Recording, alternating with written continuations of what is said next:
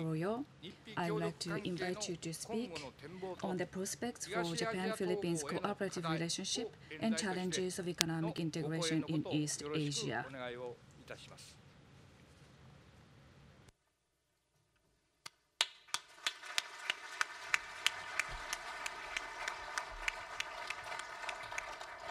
Thank you very much, Mr. Inamore, Mr. Hanyoka, officials of the International Friendship Exchange Council, Secretary Romulo, other officials of the Philippine government who are here today, members of the business delegation, ladies and gentlemen.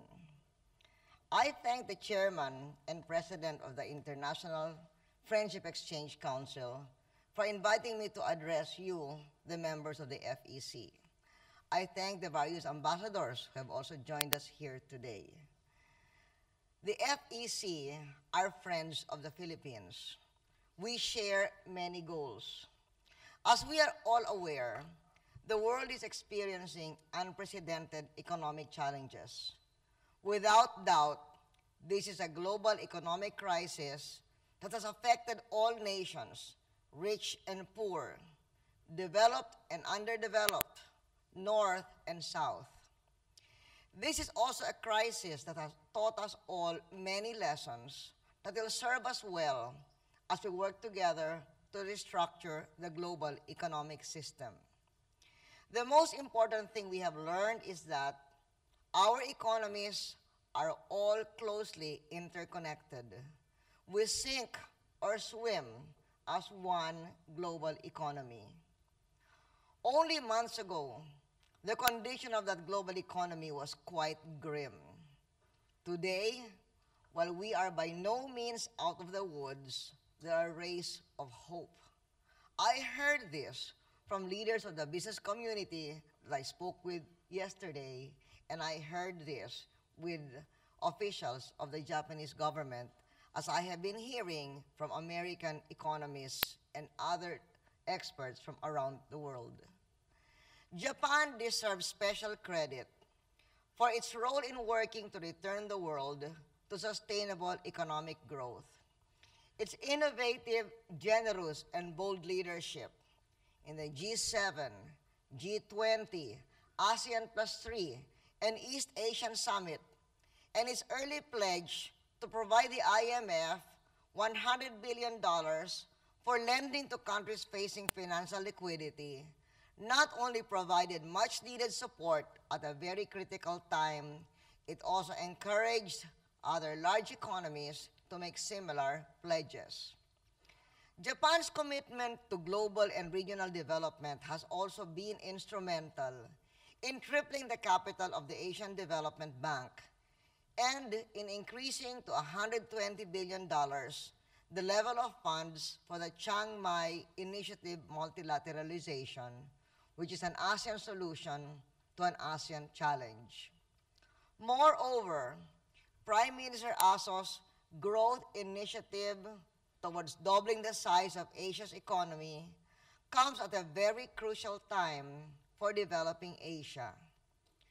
We in the Philippines will do our part to meet its objectives because we recognize that it can contribute to enhancing the economic prosperity of East Asia and lead to greater economic stability throughout the world.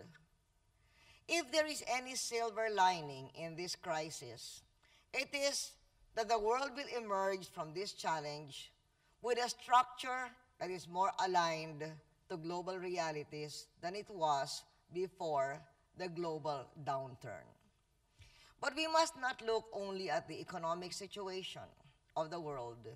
We must also look at the security of our region. And in doing this, we cannot overlook the important issue of the Democratic People's Republic of Korea and its nuclear weapons program.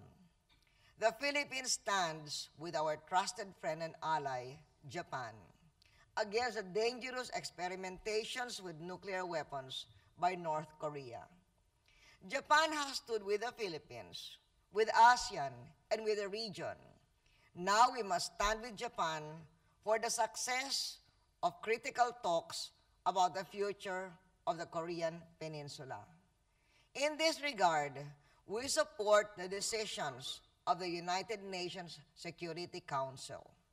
And while we all want North Korea to become a responsible member of the world of nations, the six-party talks is the appropriate forum to make this happen. The Philippines is committed to work for a world free of nuclear weapons. In this regard, we continue to work as a member of the Board of Governors of the International Atomic Energy Agency to ensure an efficient and effective agency for the promotion of the peaceful uses of nuclear energy and for the prevention of nuclear weapons proliferation. In cooperation with the IAEA, the Philippines is in the process of renewing our energy options, including the use of nuclear power.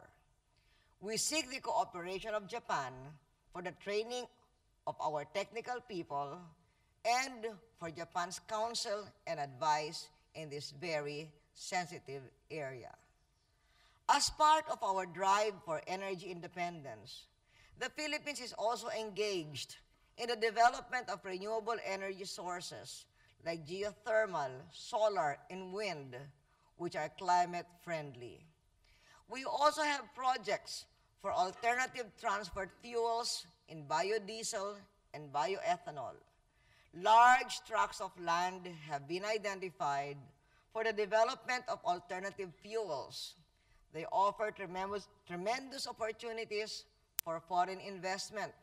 And just this morning, before I came to this hall for this talk with you, I received the chairman of Toyota, who said that indeed Toyota intends to invest in this alternative energy in the Philippines.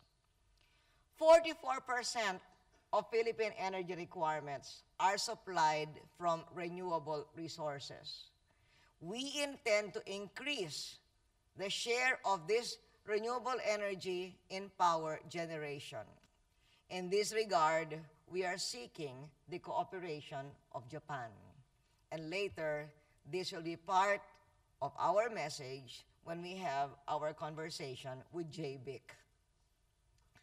As an island developing country, the Philippines is seriously affected by climate change, and that is why renewable and climate-friendly energy is important to us. According to a recent report of the ADB, Southeast Asia could face falling rice yields, a lack of water, and higher costs to our economy due to the impact of climate change. But while Southeast Asia is especially vulnerable to climate change, for the whole world, the challenge of climate change and the devastating permanent impact it will have on economies around the world will still be with us long after the global economy returns to health. That is why we must all take immediate and collective action to do everything possible to halt the practices that cause climate change. Action on this front is urgent. We count on Japan to use its considerable influence to convince other major economies to commit to medium-term targets and the 80% 2050 target for emission cuts. The Philippines would like to see a meaningful medium-term target and a goal of an 80% reduction of greenhouse gas emissions by 2050, in line with the upper limit announced by former Prime Minister Fukuda. Without diminishing the urgency of climate change as an important challenge for our nation, the Philippine economy remains, of course, our priority.